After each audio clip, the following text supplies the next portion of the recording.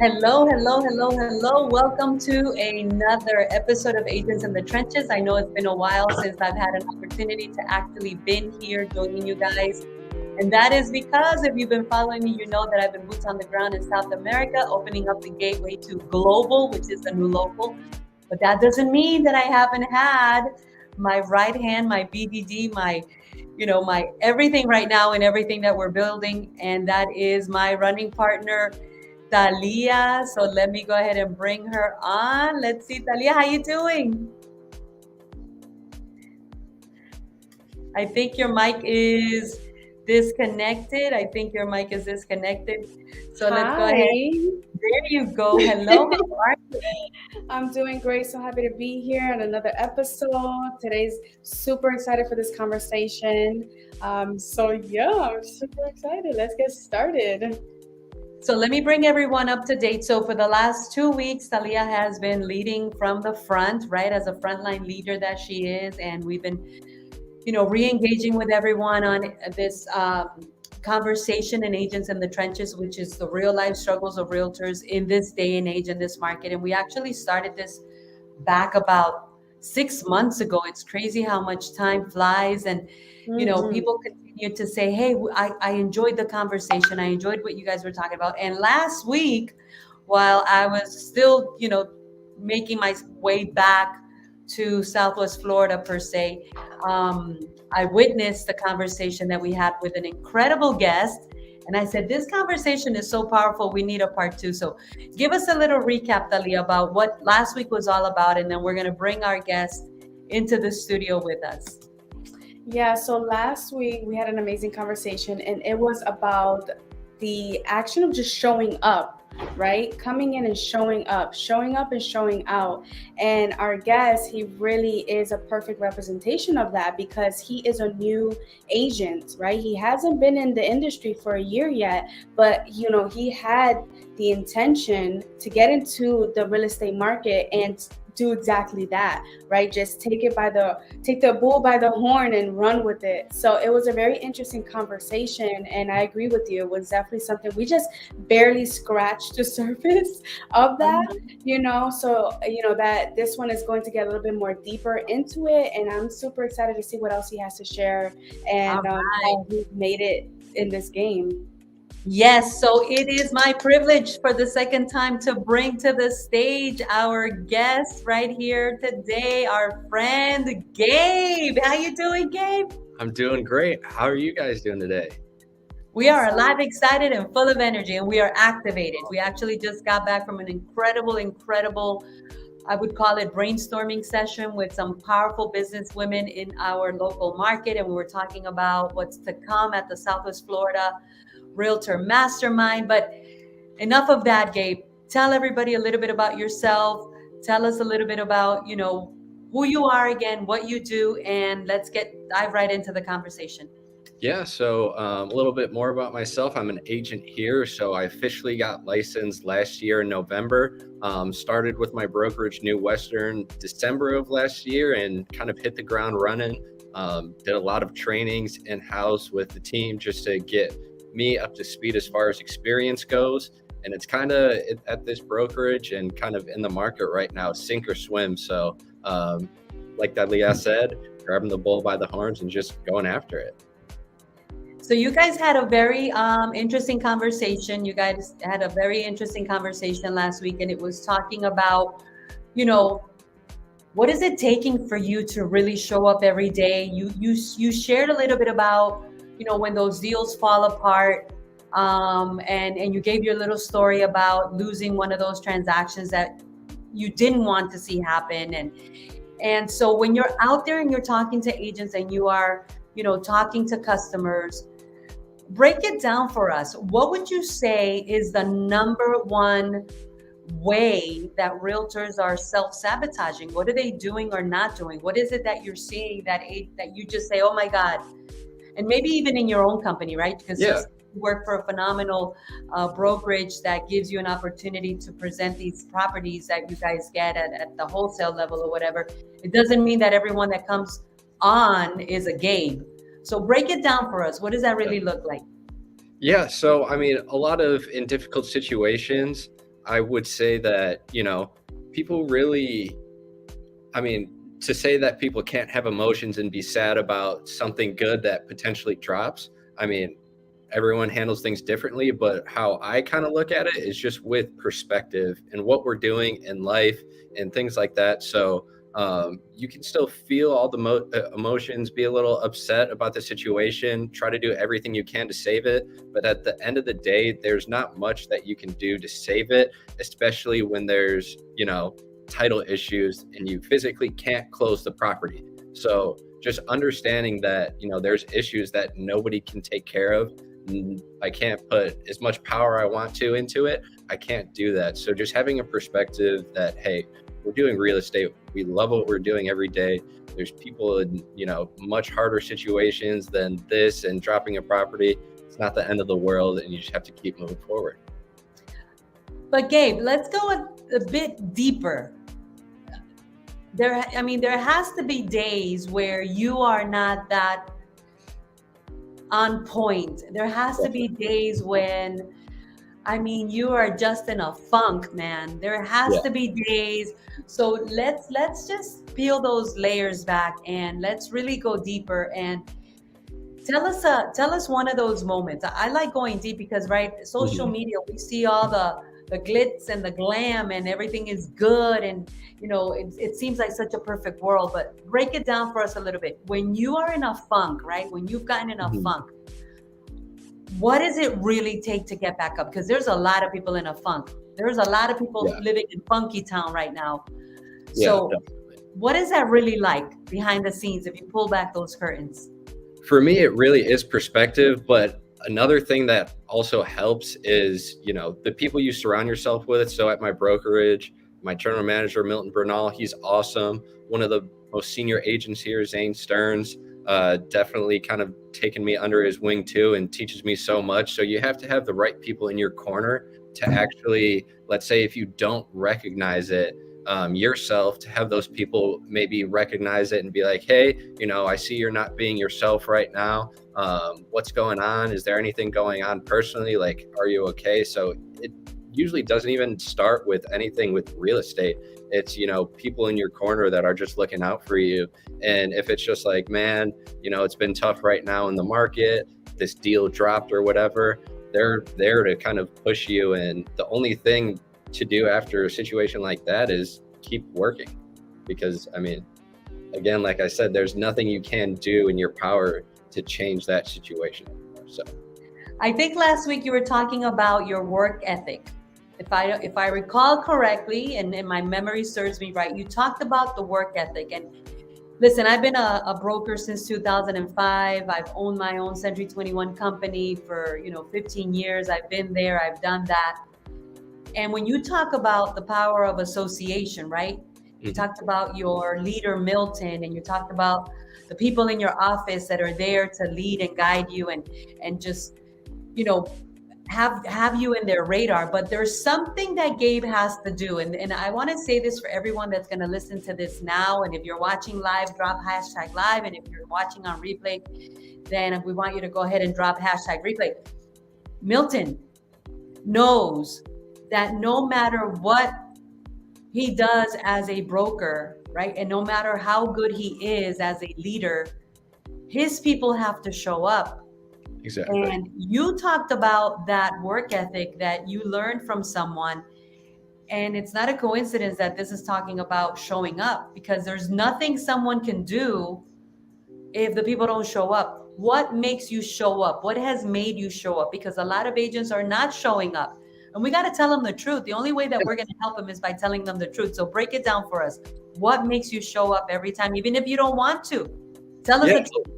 A lot of it does have to do with my family background. So I'm only second generation in this country, and all I've seen my whole life is people, my grandfather working manual labor. My father still works in manual labor. I've worked manual labor with my grandfather and my father. So I'm not used to, getting the hands dirty and really going after it, especially too with my athletic background. I was never the most gifted physically at the sport. So I really had to do a lot more than others to actually have the same amount of success. So in something like this in real estate, where it doesn't have to do with talent, and then also having that background and not being afraid to put in the work, that's when I kind of have recognized the jump to a little more success than your average agent. You just said something very powerful, and I said it in one of my reels the other day. Actually, I was teaching my agent productivity coaching, and it was one of the moments that were captured on video. And I think it went something like, consistency is everything. It's not even about talent. I mean, somebody can help you, develop your talent, and it's not even about skill, right? Exactly. So you just resonated within me in saying that it's not even about talent. Sometimes, I mean, break that down a little bit more, because listen, the truth is you've been doing this for almost a year. Mm-hmm. But the truth is also that you're scaling and you're growing. And I know that Milton and everybody in your office would love to have more Gabes. Definitely. What have you found in that arena? Because sometimes people think that it's, oh, they're more talented than me, they're more skilled than me. But I already know there's more to that than that meets the eye. Tell us about that.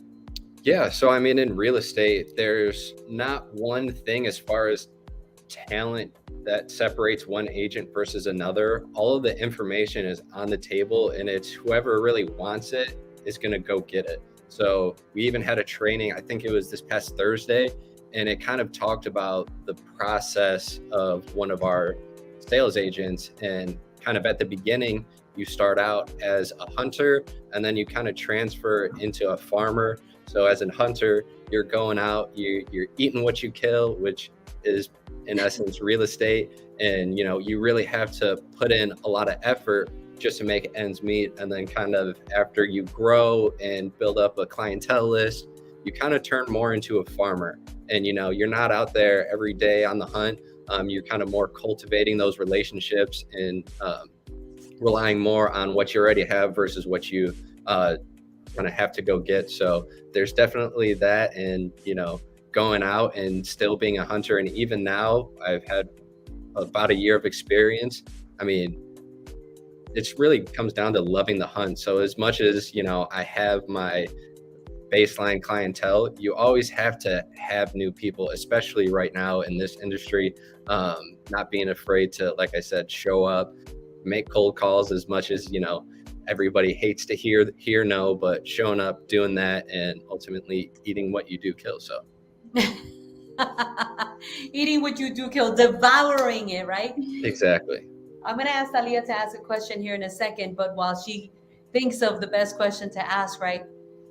Tell me, what goes on in your mind when you don't want to prospect, when you don't want to pick up that phone, when you don't want to get another no, when you don't want to get hung up on, when you don't want to get rejected?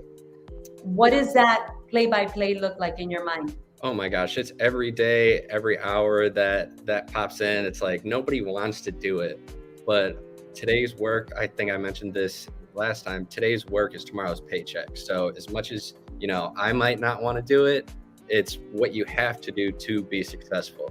And there's been plenty of times where I can procrastinate, maybe scroll on Facebook and say I'm still working and looking for potential investors or things like that. The quickest way to success is getting on that phone and really getting after it. So as much as you don't want to hear a no, I think it's like 9 out of 10 people will say no or not even answer. And, out of the people who answer, then it even goes to a smaller bunch. And, again, kind of tying it to my athletic background, baseball, it's a game of failure. So it's kind of what I grew up in. I love it. If you hit 3 out of 10 baseballs for a base hit, you're going to be a Hall of Famer. So kind of tying it with that too, it's something that I'm pretty used to. But again, every day I don't want to do it, but today's paycheck or today's work is tomorrow's paycheck. Wow, that's incredible. The first thing that I'm thinking about is like the conversations that I have, because I speak to a lot of agents, right? I'm a certified mentor. And so I speak to a lot of agents, and the most recent conversations that I was having, I found that a lot of agents actually jump ship. Out of the conversations that I was having, they were saying, oh, I tried it out. I tried out real estate for a few months, right? They say for a few months, and I ended up having to get a job.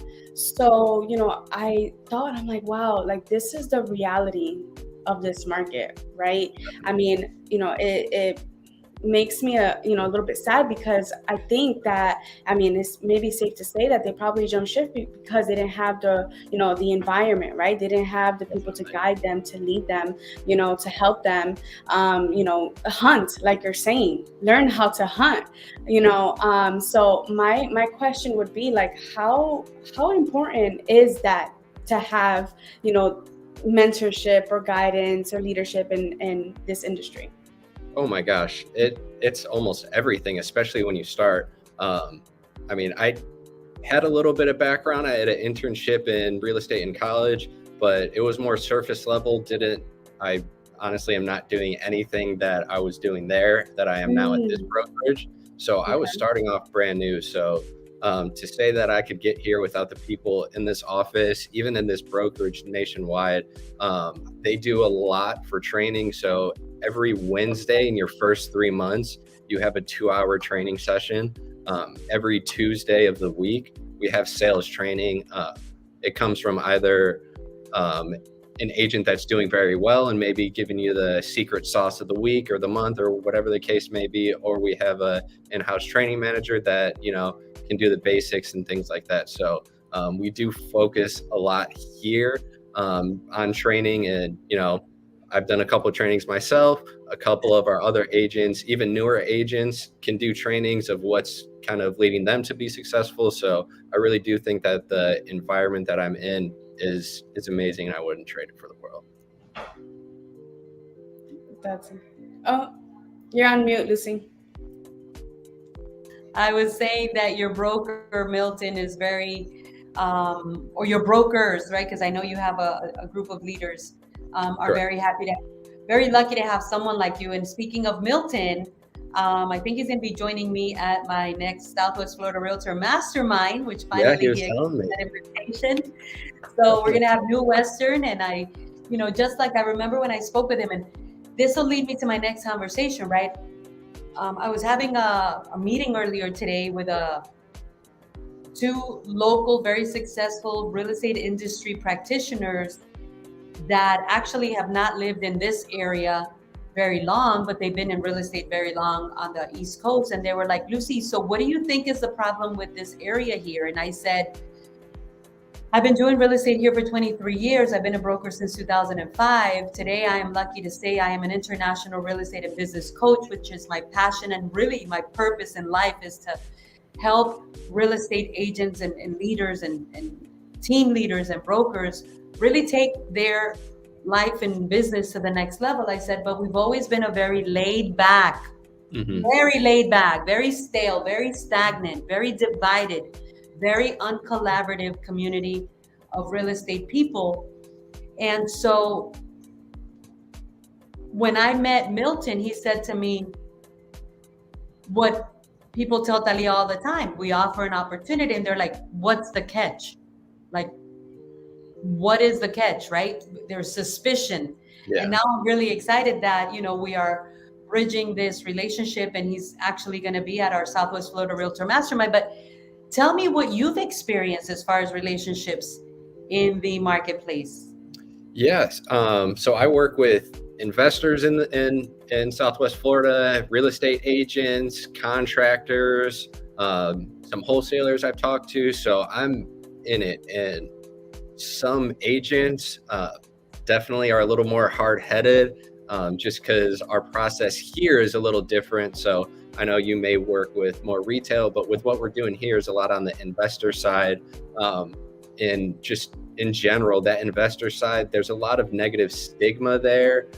There could be potential fraud. You never know. So with what we're doing here, we're trying to essentially bridge the gap between investing and traditional residential real estate, and just ultimately making the process super simple. So there are a lot of people that are like, that sounds, too good to be true. Like, what's the catch?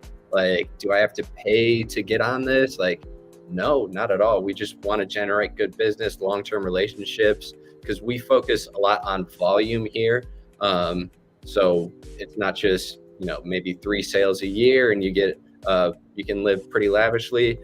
Here, you got to really put in the work, and have a lot of effort towards, making a couple sales a month, things like that. But a lot of people could be, a little hard-headed, but just sitting down and actually talking to them and generating those relationships is something that I found to kind of ultimately bridge that gap between people like not believing it and then actually seeing it in real. And sometimes you do have to go into like, hey, I work with this person and this person. They're like, oh, I know them. They're like, yeah, like they have nothing to worry about. We had a super clean transaction. So yeah, it's ultimately, sometimes you have to take a little bit of extra time to really cultivate that relationship. What do you think, Dali? I think that's like he hit it right on the head there. Our last guest that we had on Ages on the Trenches, she talked about just that. It's like, it's all about building relationships in this industry, right? We a lot of times, and it's funny that we're going into this now because the meeting that we came into, we kind of explored that a little bit. And, we were talking about how a lot of the real estate agents here is all transactional, right? It's like commissions, right? And they don't realize the importance on building relationships, right? Like lasting relationships. So I think that's so true what he's saying. Like that's a mindset that we have to shift. Like forget about the transactions and the commissions, like talk about the person that's in front of you. What do they need, right? And how can we help them? So yeah, that's incredible. Yeah, definitely. And sometimes you do have to draw them in with a little commission, because obviously that's, music to other agents' ears. But then once they start working with you and like understand what you're doing and the process is, that's when it kind of clicks. So sometimes it just does take a little bit of time for some people to believe it, or actually do it, things like that. So yeah. So let me ask you this question in closing, because I want to respect your time, Gabe, and I want to thank you so much for coming on again and continuing this conversation, because our effort and our intent is to really bring the real raw truth behind what agents are living day in and day out. It's not a walk in the park. It's not real estate on easy street anymore. We all know that banks are not giving money away almost, right? Like they were at 2 or 3% interest. We know that sellers are not selling because they don't want to lose the interest rates that they had before. A lot of people are sitting on their homes even though they have a lot of equity because they're like, where am I going to go next? So we're dealing with a whole new breed of industry in our marketplace. What do you think is the number one reason agents are not making it in real estate right now? If you had to break it down, you already told us what you do. You already told us what helps you thrive, survive, and scale. But when you are in the midst of this red ocean of chaos, confusion, and competition, right? What would you say is that number one reason agents are not making it, in your opinion? Yeah, I mean, you could definitely get caught up with all the stats on the market, where it's going. Interest rates are crazy high. I mean, we're probably set for maybe one more interest spike up, but hopefully not. But I mean, although it's tough, property values are still going up. So if you want to sit and still wait to buy, I mean, you can, but you're ultimately going to have to pay more. So the time value of money, interest rates will go down. I mean, although a couple banks did go under business, it wasn't necessarily too bad for us down here in a little different market where, I mean, speaking from experience, I moved down from Chicago, especially in this area. People are still flooding this market and they're looking for homes. So, I mean, at the end of the day, you could say that nobody's buying, nobody's selling, but there are people still doing it. So, you may not want to see it. People may be telling you that, the market's down, it's bad, it's horrible, but housing prices are still going up and ultimately interest rates will go down. So is there ever a perfect time to buy? Who knows? But today is the best day to buy for somebody. And you just have to put in the time to find that somebody. So one last question, one more thing before I let you go. I always teach in my lead conversion coaching, right? I say, You just got to get good at saying one more thing before I let you go, right? One more thing before I let you go. One more thing before I let you go, Gabe. Tell everybody what your schedule is like. Like, tell us the truth. You work a 9 to 5? Well, usually we start every day 8:30 with meetings just to go over. We have performance indicators or trainings. With this, I'm in meetings meeting with investors, adding them to our networks. It's not, every day is different.